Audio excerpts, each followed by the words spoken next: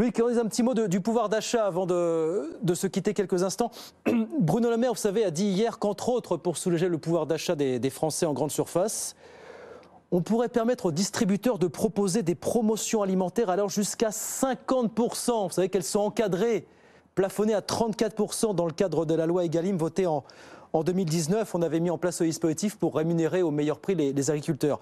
Les agriculteurs sont furieux de l'éventualité qu'on puisse éventuellement revenir là-dessus. On va en parler quelques instants avec Guillaume Cabot, le vice-président des jeunes agriculteurs. Bonjour Monsieur Cabot, merci d'être avec nous quelques instants. Il se trouve que les dirigeants de la FNSEA et les dirigeants des jeunes agriculteurs dont vous êtes issus sont reçus à Bercy en ce moment pour dire beaucoup de choses à Bruno Le Maire. Pour vous, il apparaît absolument incroyable, impossible qu'on revienne en marche arrière, qu'on fasse marche arrière sur ce dispositif. C'est ça, Monsieur Cabot, aujourd'hui, hein?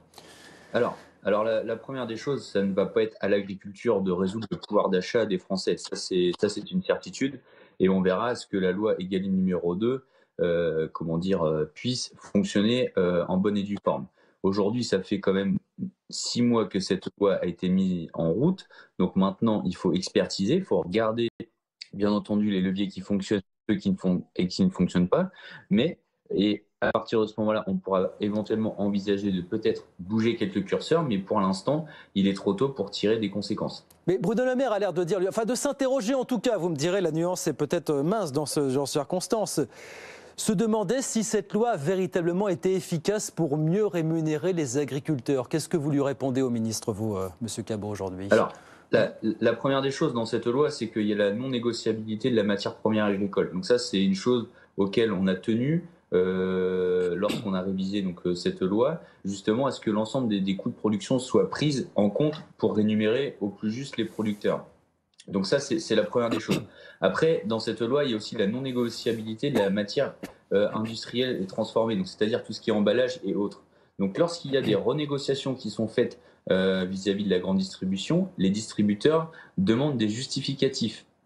Et généralement, aujourd'hui, ce qui se passe, c'est que les distributeurs font traîner les choses justement pour éviter que les négociations soient revalorisées toujours avec des pourcentages en plus qui, in fine, le consommateur se retrouvera à débourser plus d'argent dans son portefeuille. Vous dites encore une fois qu'on se trompe de combat dans cette histoire, qu'effectivement, ce n'est pas à vous de financer les questions de pouvoir d'achat des Français, finalement. Comment est-ce que... Alors, ce n'est pas à l'agriculture de payer le pouvoir d'achat des Français, ça c'est une certitude.